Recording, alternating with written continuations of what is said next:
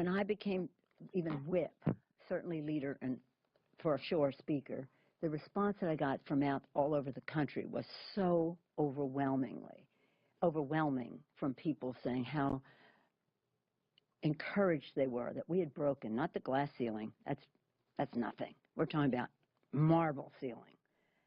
And that's especially encouraging was some notes from dads, fathers of daughters saying, I have so much confidence in my daughter now. I know she can do anything because you've reached that height. Oh, could I cry? And could I pat her on the back, please? Ron Christie, CEO of Christie Strategies, former advisor to the great President George W. Bush, and the columnist for the Daily Beast, joins us, and author, by the way, of a great book, Acting White. There it is on your screen.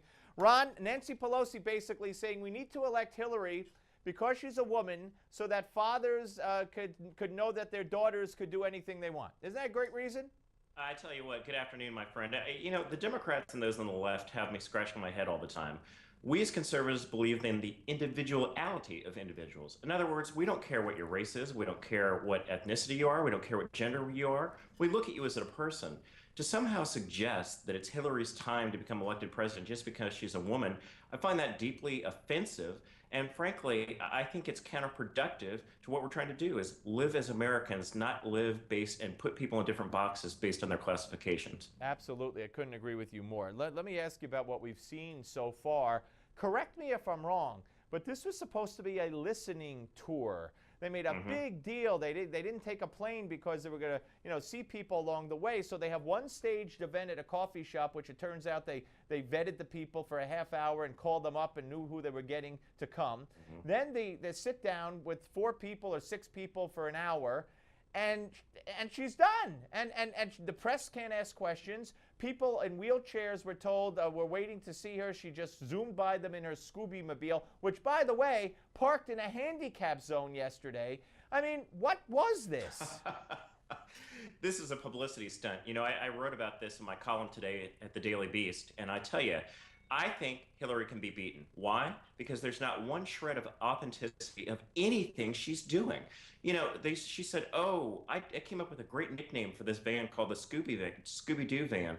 Well, wouldn't you know, Steve, that's exactly what she called the van when she was canvassing around in 2000 to run for Senate. The notion that she has to go to Iowa and sit down with, quote, average Americans, I think people see right through it for what it is. I mean, she's just got this invincibility aura about her of like, why do we have to go through an election? Just give it to me now. And that's why I think she's not going to become president of the United States. I mean, does it not remind you of the book tour? That was a disaster, one disaster after the other, and it was handled so poorly. And I mean, who does she think she's fooling with this? How could they sit down and plan this way and think, yep, this is going to work? Well, I think this is the Gruber syndrome all over again. Remember, you have to fool the American people. The American people are stupid. They don't know what's up. I think that she believes in her heart of hearts, these people love me. These people want me to be elected. They want the first woman president.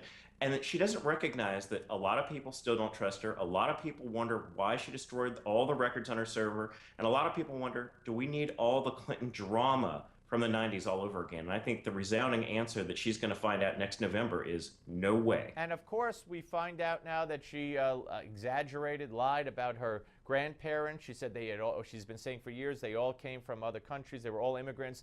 Now it turns out at least one of them was not.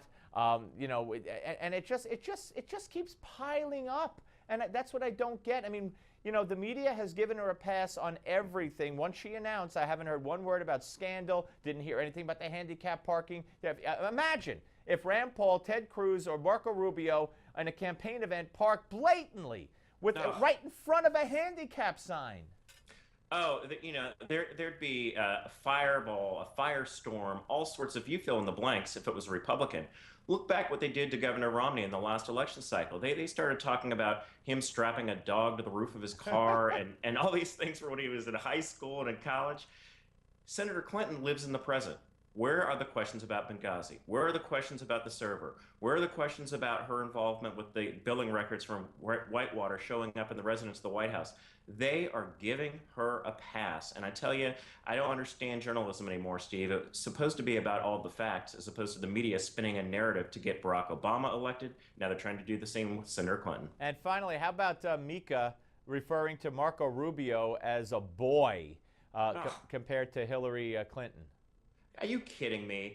I mean, this is a distinguished young man at the age of 43 years old who has been elected twice as the Speaker of the House in Florida, who is now in the United States Senate.